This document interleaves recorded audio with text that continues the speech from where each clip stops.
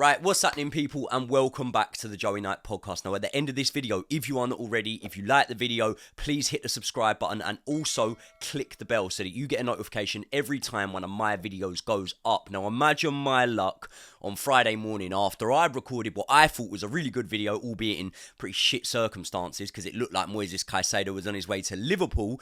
He has a last-minute change of heart and decides to choose Chelsea, therefore making the video that I had spent hours doing completely irrelevant. But I'll take the loss on this one because the addition of Caicedo completely transforms this Chelsea side, and the fact that he was willing to turn down Liverpool after they agreed to smash their transfer record on him makes this one all the more sweeter. Now, Jurgen Klopp's a legend. I like the fella. I think he's an elite level manager, and you can't take anything away from what he has achieved in the game.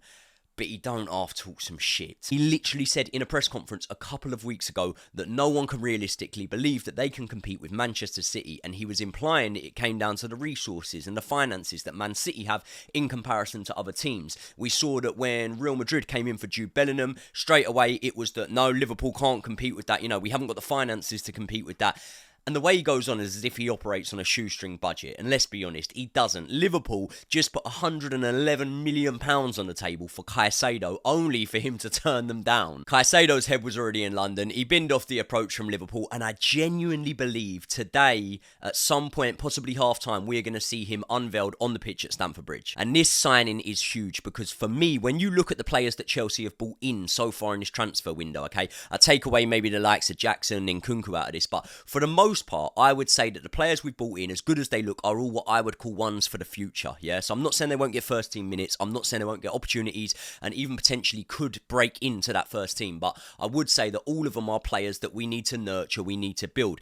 Caicedo's one for the here and now. He's one that will walk straight into that first team. Not only is he one for the here and now, he's in a very niche market where, although we're buying someone who's a player that is for the here and now, can walk straight into that first team and completely transform this team, you look at his age. He's one for the next 10 years. Also, he could play in this Chelsea side for the next decade at the top level. And although Caicedo is a brilliant all-rounder, the main thing that I am looking forward to seeing is the way that he will be able to free up Enzo Fernandez's game when it comes to Enzo being a bit more creative than we've seen him be able to be so far. And listen, Caicedo obviously comes with his creativity too. I read a stat that he ranks second in the Premier League for possession won, which led to a shot on goal. He only ranks behind Rodri in that metric. And when you look at the players that Rodri would have had the luxury of moving the ball on forward to, you can't deny that as good as Brighton were, Rodri was in a side where you would believe that the players he can move the ball on to would have more chance of getting a shot at goal. Our fan base had to sit through a miserable campaign last season, and one of the main things that I always noticed in that Chelsea side last season was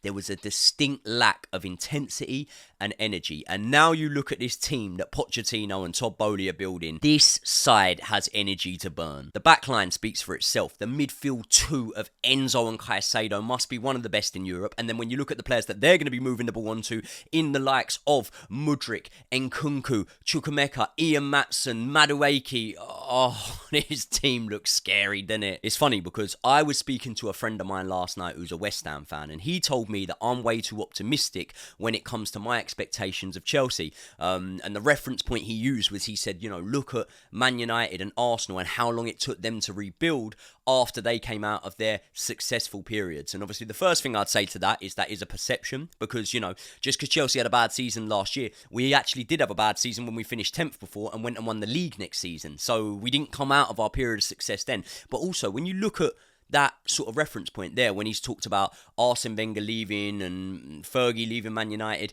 Chelsea haven't had that. Chelsea have had a change of ownership that was forced upon us because of situations that was completely out of our hands. And as much as I will openly admit, I love Roman Abramovich, if you look at the way that Roman Abramovich ran Chelsea Football Club, part of you might think that maybe with the way football's going, the way that Todd Boehly is actually doing things could be a more sustainable way to run a football club over the next couple of years and how we see football changing. So, yeah, it's food for thought, and I'm going massively off subject here, but I would just touch on that. Anyway, It would be very easy for me to bask in the glory of the fact that Moises Caicedo has chosen Chelsea over Liverpool, even after they swooped in at the final hour and tried to do the dirty of us. But no, and this is why I love my club.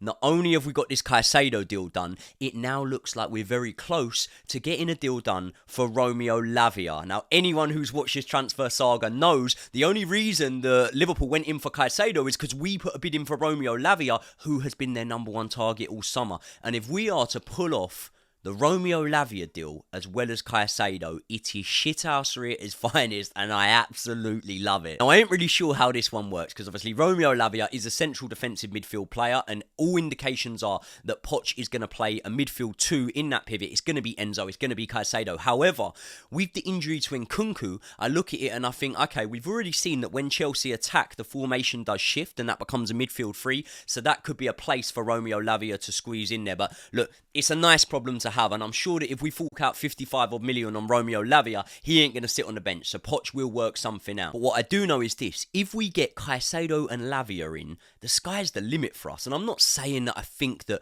we're going to be City's closest challengers for the title this season, but what I do know is if you look at our fixture list, if we get off to a good start around Christmas time, we could be a win or two off the top of the table, and whether we drop off a little bit after that is irrelevant, because my expectation for us, and what I'm hoping for us going into this season, is we get back into the Champions League. And if we're sort of around the top of the table by Christmas time, we've got a really good chance of doing that, and I do genuinely think we will do that. Anyway, even with Caicedo and Lavia, I do think there is still one bit of business that we do need to do, and that is in the central attacking midfield position. Obviously, Nkunku's out. I back Carney Chukwuemeka to do a good job, but I do think we need a little bit of depth just in that position. So obviously there's two names that we've heard of and I've spoke about myself. The first being Ryan Cherky. That's a player I really like. He's a player of a lot of versatility. And when you look at his undeniable ability combined with his price tag, which in today's market is pretty low, I think it's a very, very attractive prospect. However, the other name we've been linked with, and I saw reports not that long ago that this deal was close to being done, was Michael Olise from Crystal Palace. Again, he's a player I rate really, really highly. He can play as a 10. He can play on the wing, and when I watch him, he does look like he just gets better and better. Now, the only thing with this Olise deal is it has gone a bit quiet, but then when you think about the sheer amount of effort that's going into this Caicedo deal, possibly the Lavia deal, maybe it's just on the back burner for now and it will come off later in the window. I do think Olise wants a move. I do think he'll get a move. Obviously, Manchester City will link with him, but yeah, I'd love to bring him in. It would be good. I mean, if you look at the fact of, I know we've signed a lot more than just these ones I'm going to name, but a transfer window where we've brought in Jackson, we've brought in Nkunku, we've potentially brought in Caicedo, Lavia, and Olise. It's a good window, isn't it? And before people start to talk about the potential FFP implications, the problems that could arise as a result of our spending, I would urge you to have a look online. Have a look at the money we've brought in for the likes of Mason Mount, Kai Havertz, you know, the players that have gone out to Saudi. And then also look at the players we have brought in.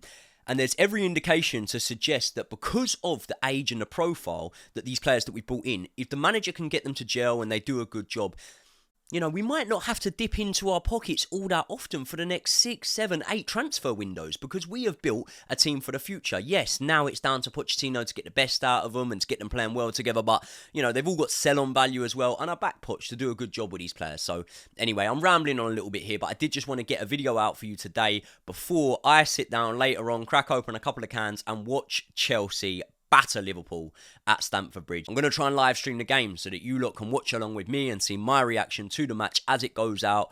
But yeah, let me know your thoughts. Let me know your thoughts on the Caicedo deal. Are you happy that we've got this deal done and he's turned down Liverpool, or do you think we've overpaid for Caicedo? The Lavia deal, can you see that coming off alongside this Caicedo deal? And also, if not Michael Olise, if not Ryan Cherky, who do you think we need to bring in along that front line? Because I do still think we need one player in, but maybe I'm wrong. Like always, I want to know what you lot think. Let me know your thoughts in the comments. I will be in the comments. I'll be reading all of them as they come in. I'll be trying to respond to as many of them as I possibly can. So let me know in the comments, and I will see you all in the next one.